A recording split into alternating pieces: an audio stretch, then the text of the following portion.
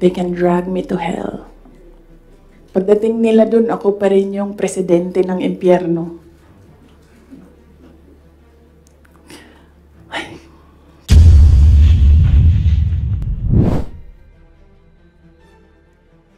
Antayin muna natin yung next House hearing.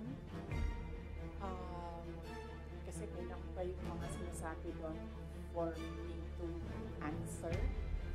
So, antayin muna natin yung House hearing before we talk about the House probe. And then, sa Quad Committee, hindi pa naman nila nasasali yung pangalan ko doon. But I heard na gusto nilang isali yung pangalan ko doon. So, antayin na lang natin pag nasama na yung pangalan ko doon. And then, sa DSWD-AX, answered by Norman Baloro already. And then, other political issues, sa susunod na natin i-take up.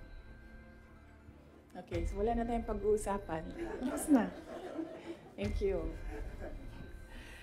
Okay, so, saan ba ako magsisimula?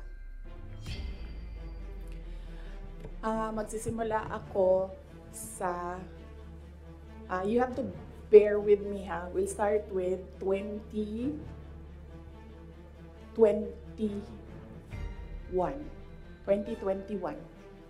Doon tayo magsisimula sa 2021. So, doon muna tayo kay PRD.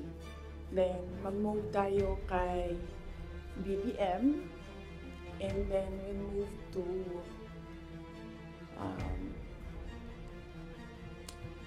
Martin Romualdez. And then,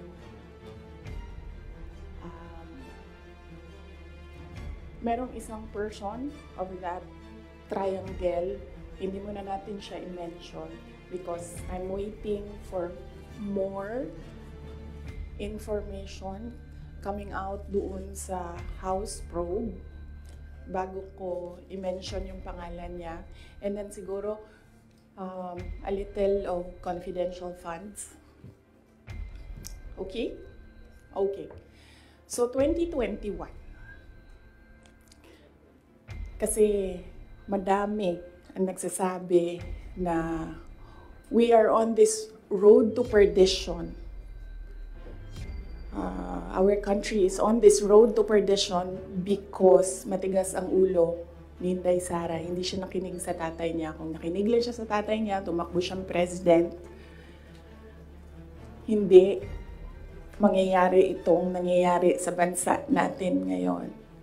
Ayun, hindi lang yan isang beses na narinig ko, madaming beses.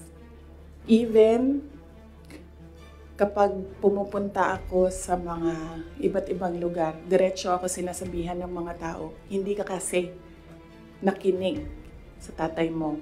Or they would say, one time nasabihan ako, it's all your fault.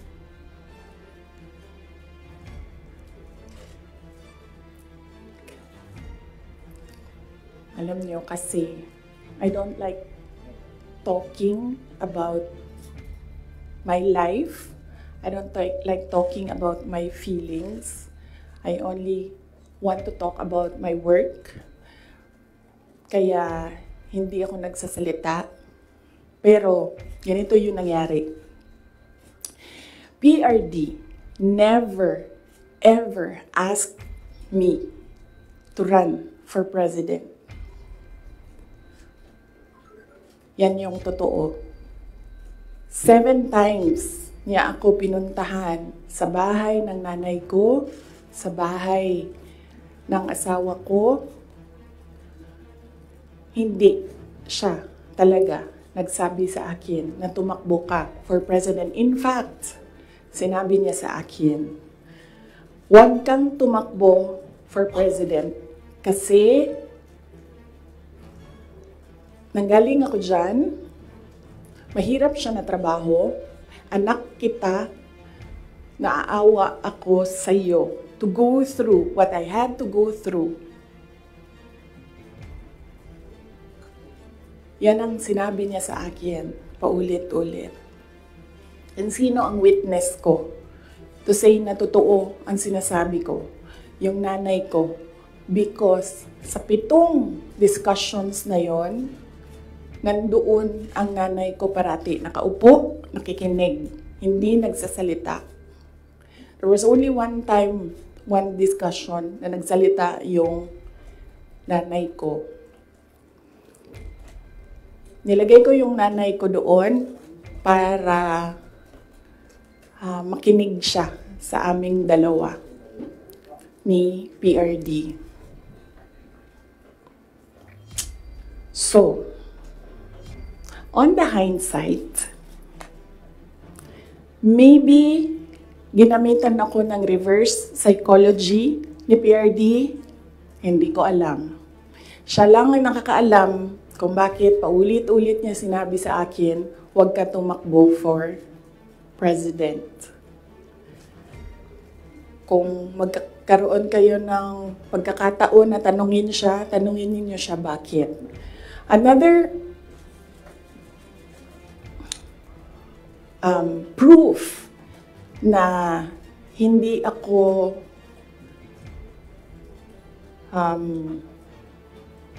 sinabihan ni PRD na tumakbong president, he left me a document, 2 papers in a folder.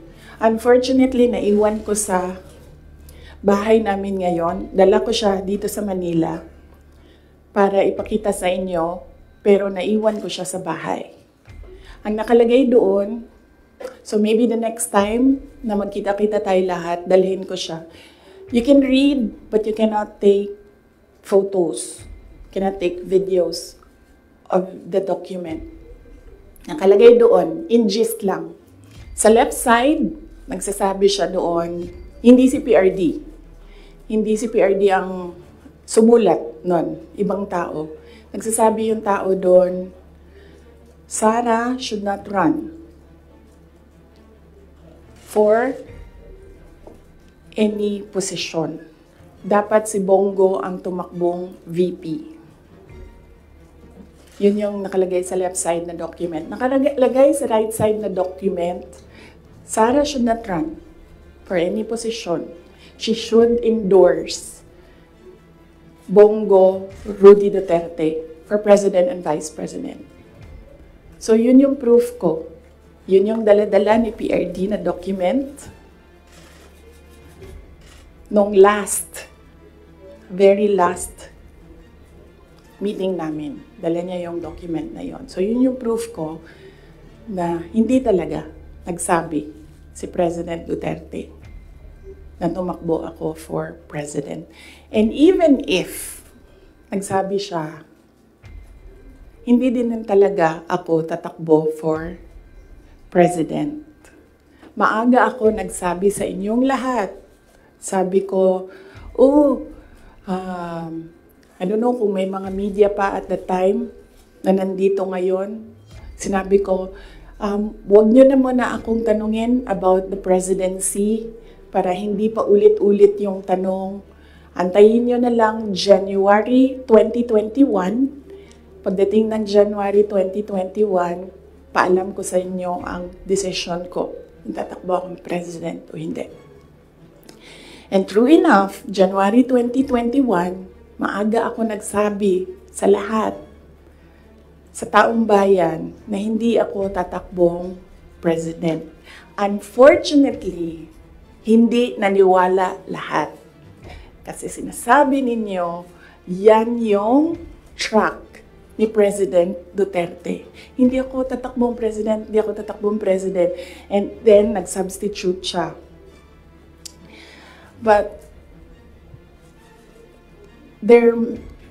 yes, anak ako ni PRD, and yes, meron kayong nakikita sa akin na nakikita ninyo sa kanya. But I am a different person. Yung mga anak ninyo, hindi yan clones ninyo. Meron yan silang sariling pag-iisip, Meron yan silang sariling kapasidad, meron yan silang sariling damdamin. Yun yung unfortunate part noong announcement ko noong January 2021 na hindi ako tatakbong president. Walang naniwala kasi sinabi nila gagawin lang niya kung ano yung ginawa ng tatay niya. Hindi. Desisyon ko yun na hindi talaga ako tatakbong president.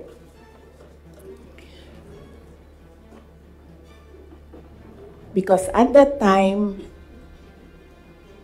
ang gusto ko at pangarap ng lahat siguro na mayors, maka 3 consecutive terms ka as mayor.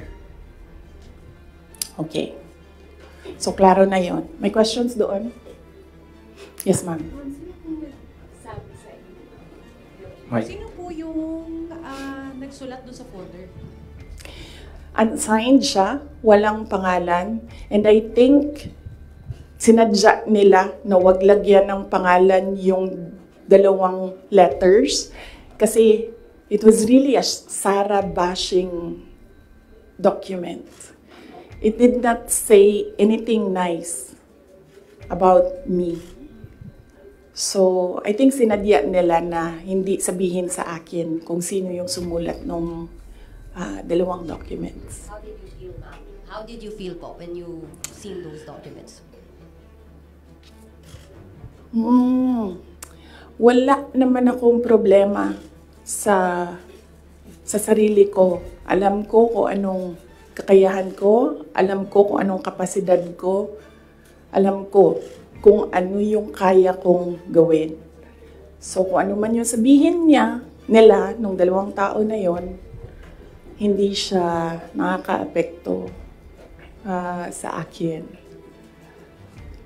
Well, yes, yun. Sige. Sir. Good morning, Mikael of Reuters. Ma'am, why are you telling all these details to us now? What's the context? Ang context nito is the sit-down that I promised everyone.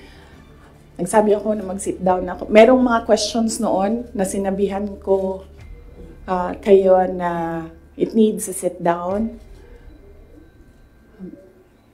Pinut off ko yung sit down na yon. Sabi ko nga I don't like talking about my life. So hindi ko siya ginawa. Related siya sa letter A, PBBM's deception claim versus VP SD. So, kailangan ko kasi sabihin sa inyo ang simula hanggang ang huli. So, chronological order ko siya para maintindihan niyo yung kwento. So, yun. Yung deception. Actually, nung narinig ko yung deception,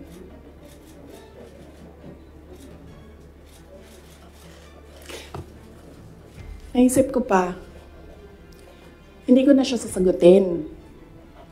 Kasi, for the love of God, presidente ka na. Importante pa ba yung nararamdaman mo? Di ba kapag presidente ka, hindi na importante yung pagod mo, yung luha mo, yung fatigue mo, yung stress mo. Hindi na siya importante. Because when you are president, importante dyan yung nararamdaman ng taong bayan. Yung bansa. Yun yung naisip ko when I heard it na parang talagang may panahon ka mag-isip about deception ng isang babae dyan. Ang dami mong oras. Hindi ba dapat iniisip mo na yung mga taong gutom? Yung presyo ng gasolina? Yung darating na Christmas, kung sino yung maka-afford ng spaghetti, ng mango float, ng mga importante sa Noche Buena, ng mga bahay-bahay. Di ba yun yung... So may panahon ka talaga na mag-isip na, oh, this girl. So, inisip ko, hindi ko nasasagutin. Sandali lang hindi ako nagko-cocaine, pero sa sobrang lamig niya na yung sipon, sir, mangingi ako tissue.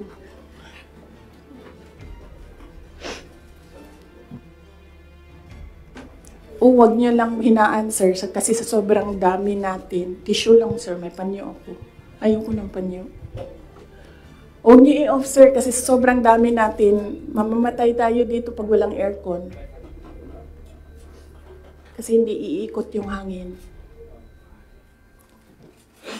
Okay. Hindi ako umiiyak. Hindi ako nagko-cocaine. Malamig yung aircon. Okay. So yun. Hindi ko na siya sasagutin. Kasi naman, hindi naman siya mahalaga sa bayan. Pakialam natin sa kung anong nararamdaman ng President at Vice President, di ba? Ako gani, sa Binisaya pa, dawat-dawat raman na. Di ba? Dawat-dawat raman na. Ako, ginatira ko nila kada adlaw. I am a subject of a Mega Millions PR attack. I am a subject of a House Committee hearing. Pero hindi na importante yung nararamdaman ko dyan. Ang mahalaga, matuloy namin sa Office of the Vice President kung ano yung sinabi namin na gagawin namin. Diba? So, I don't understand why we're talking about feelings. So, hindi ko na siya sasagutin. And then, sabi ng mga tiga Davao, nandun ako sa Davao nung lumabas yung deception na yan. And,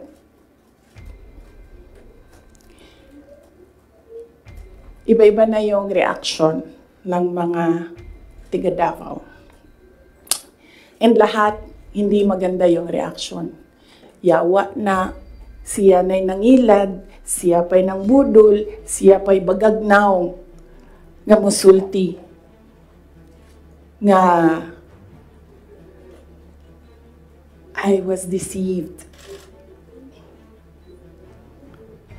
So I thought, well, I will not talk for myself, but I will talk for all the Filipinos nga ang nararamdaman nila ay hindi nabalik ang justice ng boto nila.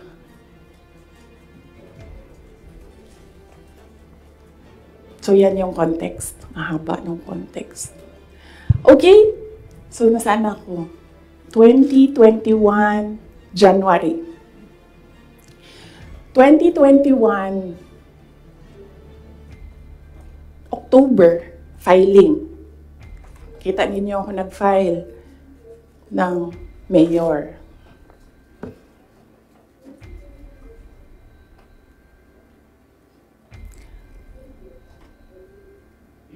Mayor talaga yung tatakbuhan ko. Masakit sa akin na naririnig yung mga tao na we are disappointed in you. Kasi sa pagtakbo ba, dili magud na siya kanaganing kung ingnan ka sa mga tao nga, daganday, mudagan na lang ka. Muna-una po daw ka. Mudagan ko, o presidente, ingani ang may tabo. Nagkaroon ako ng SWOT analysis para lang takbo o hindi. Diba? Lahat ng pumapasok sa opisina ko when I was mayor, meron akong paper nakahati ng ganyan. Okay, ikaw, you give me a pro and a con. You give me a positive and a negative running for president. Ganyan yung ginawa ko. And unfortunately, mas madaming negative kaysa sa lumabas na positive. And honestly, sa totoo lang, sabihin ko sa inyo, ang number one doon na positive, ganito lang. Ganito kasimple.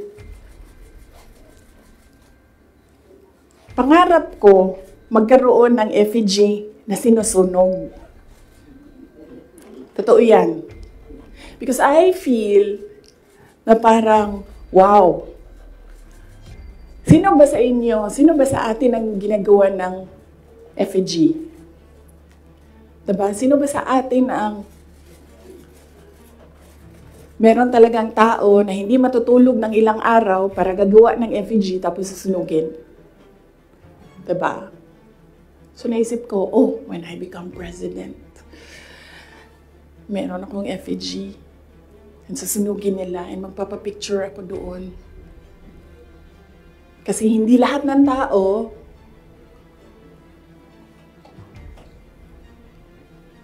merong ganon sa buhay nila.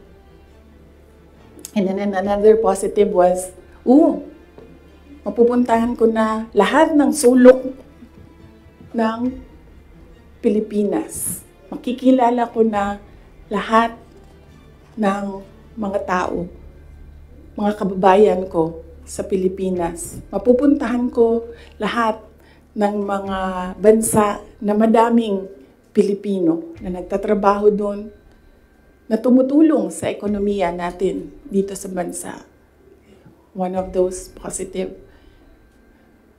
things na nalista doon, na nasabi ko, kung makapunta ako doon sa kanilang lugar, baka naman ma-inspire sila na gawin kung ano yung ginagawa sa Davao City. At the time, bago ako bumaba for mayor, Davao City, nabayaran namin yung utang ng Davao City. 0 ang utang ng Davao City. Number 4 kami sa competitiveness across the country among all HUCs. Number 8 kami sa pinakamayaman na syudad. Insurgency-free kami. Ang dami naming awards. If I remember the number right, 117 awards ang 2016 namin until 2022. Ang mga recognition namin sa lahat ng ginawa namin sa Davao. Hindi na nila kami matalo sa most child-friendly city in the Philippines. Nag-Hall of Fame na kami sa Davao. So naisip ko, baka naman, kung mapuntahan ko yung ibang lugar, may isip nila na, pwede yan dito sa amin. That will improve the quality of life of our kababayans. So anyway, sana ako?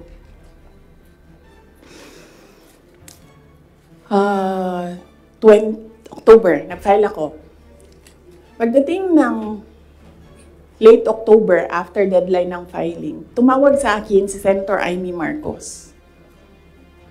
Sabi niya sa akin, pwede ka ba tumakbong Vice President? Sabi ko sa kanya, alam mo, hindi ko pa narinig ever na sinabi sa akin na tumakbo akong Vice President. Sabi ko, bakit mo ako nire-request ngayon na tumakbong Vice President? And I'm happy that she was honest enough to say, kasi matatalo kami ni Lenny kung hindi mo dalahin ang Bisaya. It was very straightforward. Now, it was all about winning, sinabi niya sa akin. So sabi ko sa kanya, Bisaya naman day ang ato ang giistoryahan dinhi. Tawagan ninyo si Bato de la Rosa. Ask him to slide down to VP. Tumatakbo siyang president. And then ang answer niya was, nah. And then I told her, well, ask PRD to run as your vice president. And then she said, well, that's a closed book already kasi tumatakbo si BG. So, ask BG to run as your vice president. Mga Bisaya na tanan. And then she said na, I don't think kayanin na manalo kami kay Lenny. And then I said, ask Manny Pacquiao to slide down. He's already running for president. And she said, we already did. And Manny Pacquiao told us that God asked me to run for president. So how can you argue with God? Totoo yan. I don't think she will deny that. Very straightforward naman si Senator Amy Marcos. Mainit na siya ngayon.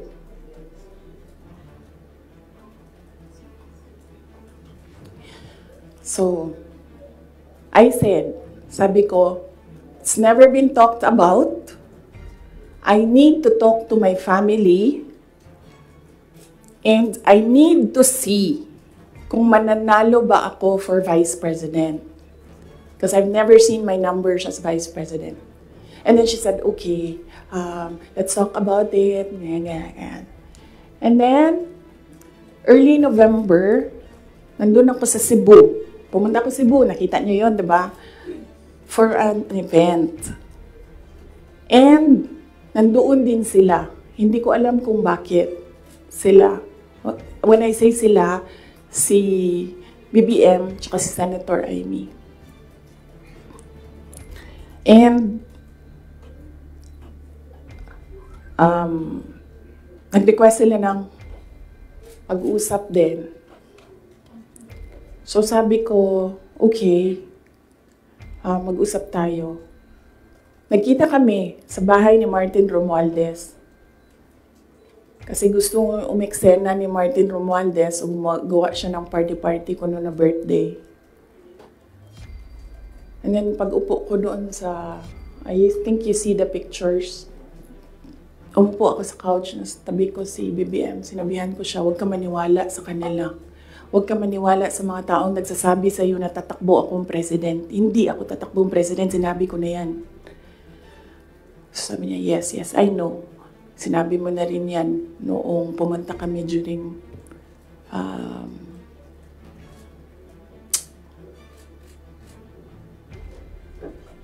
birthday ko. May 29 ata sila pumunta sa Davao. So okay na yon. And then we had another meeting na wala na si Martin Romualdez. Kasi,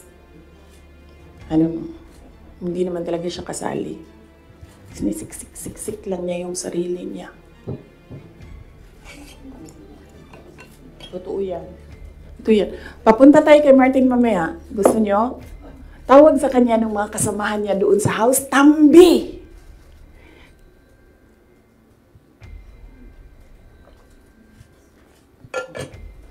Anyway, nagkaroon kami ng ibang meeting. Sa Cebu pa rin. Face to face. Ako, si BBM, Senator Amy, and one other person. He's a private citizen. Hindi ako nagpaalam sa kanya na sasabihin ko na nandoon siya. So may isang tao pa doon who can say that this really happened. So sabi ko, again, I've not seen my numbers. Kung mananalo ako. Sabi ko, okay lang sa akin tumakbong vice president. Sabi ko, number one, siguro man ma-reduce konti ang disappointment ng mga tao sa hindi ko pagtakbong president. I think may intindihan na nila. And ito na lang yung i-offer ko sa kanila mag-vice president ako. Number two, madaming big ticket projects. Si PRD. Sa build. At that time, na gusto ko sana makita na magawa para sa bayan. Kasi hindi natapos. Kasi kulang nga talaga ang 6 years. So sa ngayon, magte-third year na tayo, wala pa tayong nakikita na big ticket projects, di ba? For 2028, huwag na kayong mag-expect na meron kayong makita. Kasi it takes more than 6 years to prepare for a big ticket project. So sabi ko, and sinabi ko sa sarili ko, bata pa naman ako, hindi naman ako nagmamadali, wala naman akong papupuntahan. And naisip ko, I cannot do anything more for Davao City. Number 4 na kami. Naisip ko, I don't think kaya ko siya i-elevate to number 3, number 2, number 1. Hanggang dun lang yung kaya ko gawin. So, ibibigay ko sa iba, maybe they have more ideas, more innovation para mapagawa nilang number 3 ang Davao sa buong Pilipinas. So, I said, okay, I need to see my numbers. Sabi nila, okay, we can do a quick and dirty survey. Sabi ko, oh, sige. Sabi ko, gawin nyo. And then you come back to me kung ano ang mangyayari. So, nagpagawa sila, and then tinawag nila ako. Sabi nung nag-survey, ito yung survey, okay naman, sabi nung nag-survey, wag lang kayong maghiwalay, mananalo kayong dalawa. Ito yun. Hindi pwede mag-picture, pero pwede ko ipakita sa inyo mamaya. Kinoveran lang namin yung mga private citizens dito sa photo na ito. Ito, pinresent yung survey. May cover lang yung mga tao na private citizens. Ang nandito, Senator Amy, Governor Claude Bautista, Congressman Claude Bautista, former Mayor Luigi Quisumbing, Attorney Vic Rodriguez, Inday Sara, the infamous Vice President BBM Sandro Marcos. Pwede nyo tingnan mamaya. Bawal mag-picture ha. Okay. So sabi ko, okay, balikan ko kayo, kausapin ko pamilya ko. Kinausap ko, mama ko. Kinausap ko yung dalawa kong kapatid, si Paulo at si Baste. Umupo kaming 4. Sabi ko, takbo akong Vice President, ito yung mga rason. Sabihin niyo sa akin, bakit hindi ako tumakbong Vice President? Wala man sila sinabi. Ang sinabi lang ng mga kapatid ko, anong matulong namin sa iyo. And then sabi ng nanay ko, okay, sige. And then, sumulat ako ng letter. In-address ko kay PRD. Sinabihan ko yung kapatid ko, si Baste. Kinausap ko siya. Sabi ko sa kanya, kaya mo ba ang gawing number 3 itong Davao City? Kaya mo bang saluhin? Kasi kung hindi mo gusto, di mo pa kaya, hindi ako tatakbong Vice President. Sabi ng kapatid ko, kaya ko, gagawin namin. Okay, tumakbo kang Vice President. So sabi ko sa kanya, okay, we're okay with you. Pakidala nitong sulat kay PRD. Sabi ng Baste, ginanon doon ng PRD, and then ginanon niya. And then he said, na wala na akong masasabi dyan. So,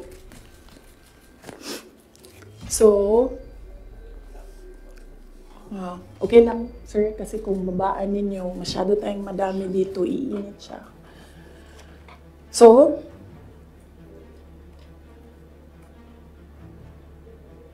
tumakbo ko ang Vice President, alam na natin lahat yon.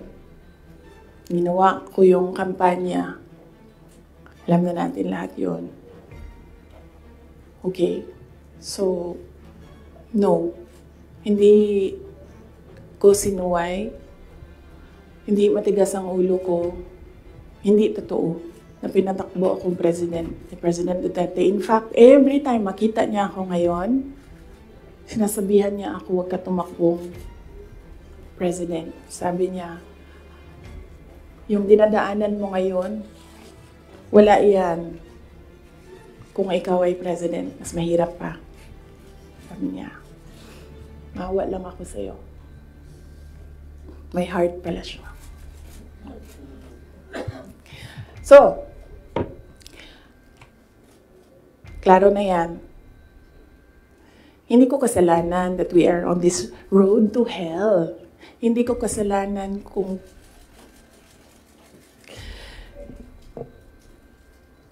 hindi marunong. Kasi kung alam mo naman na may kakulangan ka, bibilisan mo yung gagawin mo para mag-catch up. Hindi ka naman uupo lang doon na parang, may kakulangan talaga ako. Ganun talaga. Hindi ganyan. So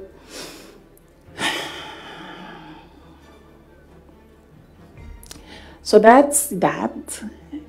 And then, ito na kami ni Mr. Deception.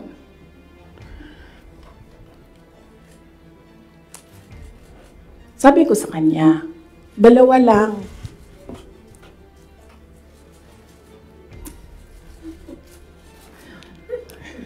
Para pantay. 2 lang. Sabi ko, 2 lang. Ang request ko sa iyo. If you win, 2 lang ang request ko sa iyo.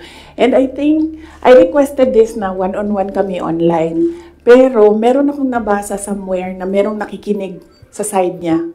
Kasi nag-post yung taong yun. Pero yun yung request ko at the time. Kami lang 2. Sabi ko sa kanya, pag nanalo ka, 2 ang hingin ko sa'yo. Unang-una, yung trabaho ko. I want to work sa security sector. Kasi there will never be development kung hindi solid ang security backbone mo. Hindi ko sinabi sa kanya yan. Pero, tinanong niya ako, bakit Department of National Defense? Sabi ko sa kanya, kasi karamihan naman ng problema ng insurgency, ng terrorism, nandyan yan sa Mindanao. Kinalakihan ko yan, naiintindihan ko siya. In fact, nung bumaba ako, insurgency-free na ang Davao City. So, naiintindihan ko siya. Yan yung gusto ko na trabaho. He said, readily, he said yes. And then, ang isa, sinabi ko sa kanya, itong trabaho na ito, maiiwanan ko yung mga anak ko. Naiintindihan ko yan. Handa ako dyan. Pero humihingi lang ako ng tulong sa iyo na suportahan mo yung air travel ko. Kasi maiiwan yung mga anak ko and gusto ko lang na pag kailangan nila ako, makakauwi ako sa kanila. Kasi itong mga bata na ito, lumaki sila sa akin. Since birth hanggang nag-decide sila na hindi na sila tatabi sa akin sa tulog. Nasa akin sila gabi-gabi. Except pag wala ako sa bahay dahil sa trabaho. So, pag sa bata kasi, hindi naman niya maintindihan na, anak, I have to consecrate myself into the service of the nation. Hindi mo naman pwede sabihin sa bata, yun din, maiintindihan yun.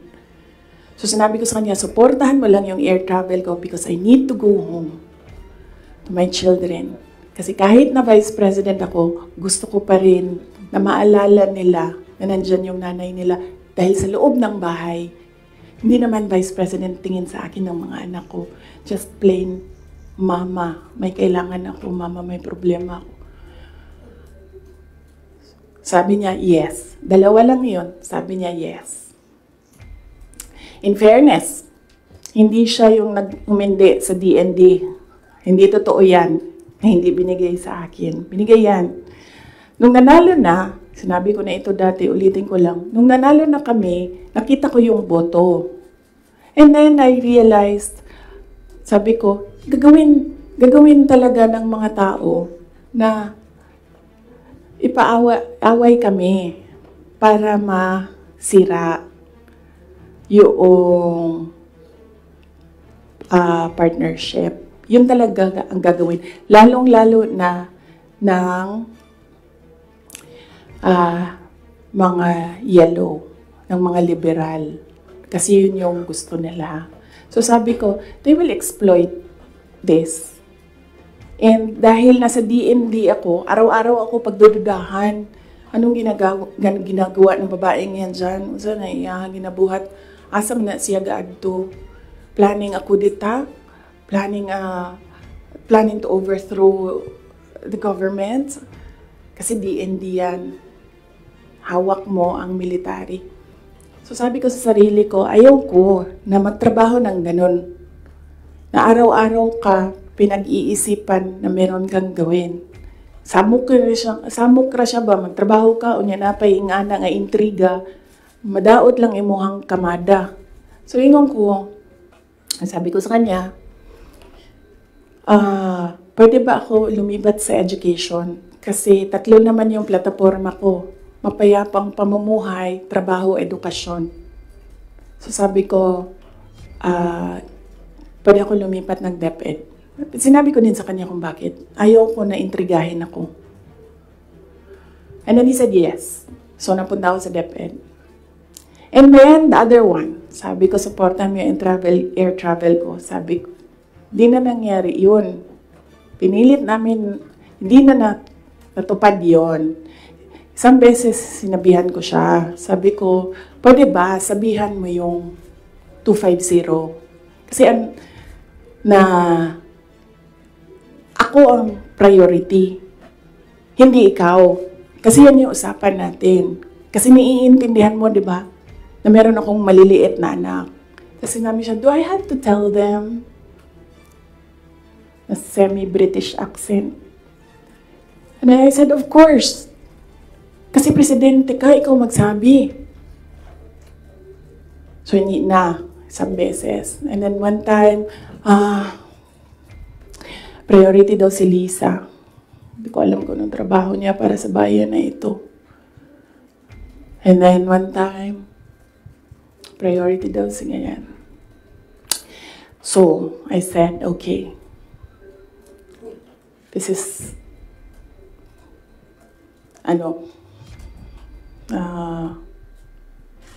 some form of insincerity. Okay, wala namang problema yan. Maliit na bagay lang yan kasi akin. Problema ko lang naman yan, di man yung problema ng bayan. Problema ba ng bayan, paano ako babiyahe? Di naman. So, maliit na bagay. Ako na gagawa ng paraan para ako maging nanay. Hindi na ninyo problema yan. Maliit na bagay lang yan. Okay. So, that was that. That was personal sa aming dalawa. And then, dito na tayo sa DepEd. Alam niyo na yon, diba? Sinabi ko na sa inyo. Ang budget ng DepEd. Question? Yes, ma'am. You said for around 11:14 a.m. Hindi ko kasalanan na we're in this road to hell. Hindi ko kasalanan na hindi marunong. You did not finish your sentence, sir, ma'am. Can you elaborate po? Hindi marunong maging presidente ang nakaupo.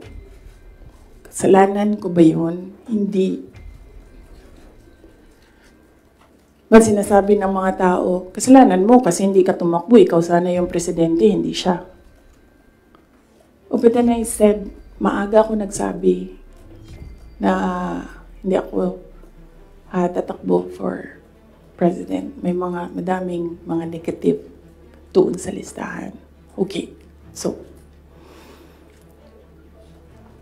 yes, sir. Yes. Sir, tapos ka na. Balikan kita. Ikaw muna, sir. Hanggang anong oras ito, JC? It's up to you, ma'am. To you.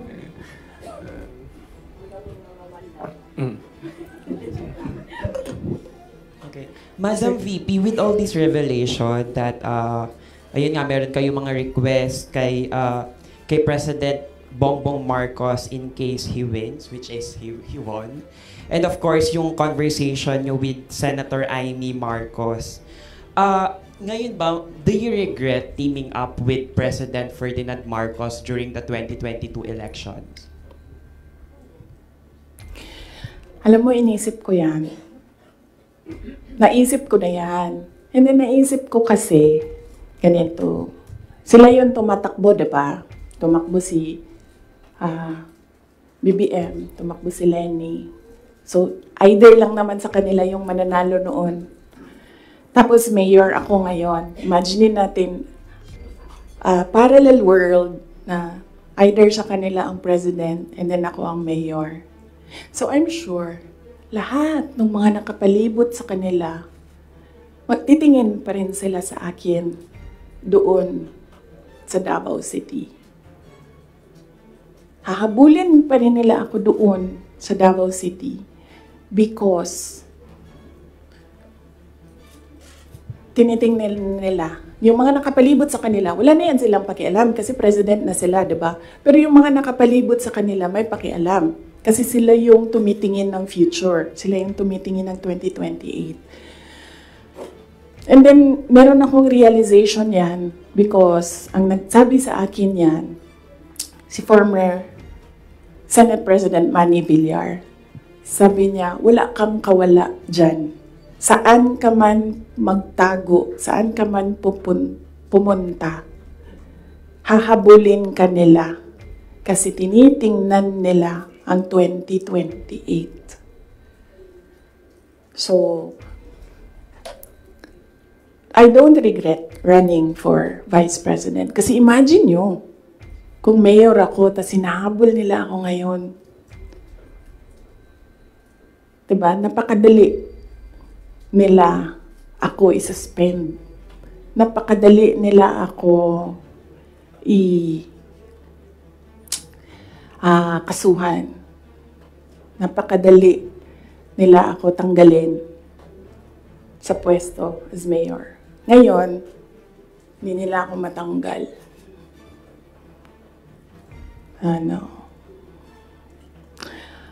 They can drag me to hell. Pagdating nila dun, ako pa rin yung presidente ng impyerno.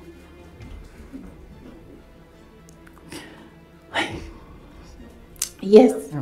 Yes.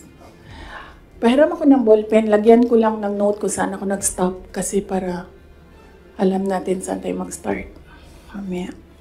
Kung sinabi niyo po na hindi kayo nagsisi na tumakbo kayo for Vice President, pero nagsisi po ba kayo na nakipag-tandem kayo kay President Bongbong Marcos? Hindi man ako ni-request ni VP Lenny na tumakbong Vice President niya. No, hindi ko pinagsisihan yung pagtakbo ko as Vice President. And hindi ko din pinagsisihan na nakipag-tandem ako sa kanya. I'm sure merong rason ang Diyos kung bakit ako nilagay dito sa upuan na ito, sa ilalim ng seal na yan. Para rin siguro sa kanya, para kay BBM, or para sa bayan, hindi ko alam kung anong rason ng Diyos. Sometimes, or all the time, hindi natin nakikita ang rason ng Diyos. Nakukonect na lang natin siya kapag meron ng ibang nangyari sa buhay natin. Siguro, yun yung rason. Para, ganito, gawin ko, bullshitin ko sila ng bullshitin. Bullshit kayong lahat. Drag me to hell. Sorry Mark. ha. Sila mo na ha kasi hindi pa sila nakatanong. Ma'am, Mark Macalalan. good morning, Super VP. Since wala po kayong intention to run for Vice President from the very beginning, can we say na napilitan ba talaga kayo, and without yung call ni Senator Amy, masasabi nyo ba na nagamit lang kayo para lang manalo si President Bongbong Marcos sa pagkapangulo? Napilitan, hindi. Very rational yung decision making ko sa pagtakbo as Vice President. Sinabi ko kanina. Ganon din ginawa ko. Nilista ko yung positive, nilista ko yung negative. Nandun yung positive, sinabihan ko yung pamilya ko, tell me the negatives. So, ano yung isang tanong? Nagamit. Yes. Clear naman yun. Tinanong ko, bakit ako? And then she said, matatalo kami ni Lenny kung di mo dalhon ang mga Bisaya. Kaya nagbigay ako ng options. Bisaya tanan. De La Rosa, Bongo, Manny Pacquiao. And then she said na hindi kakayanin. Except for Manny Pacquiao, hindi naman siya nagsabi na hindi kakayanin. Ang sinabi lang niya, nag-refuse si Senator Manny Pacquiao. So, of course, ginamit nila ako para manalo sila. Obvious naman yun. Gusto niyo makita yung survey?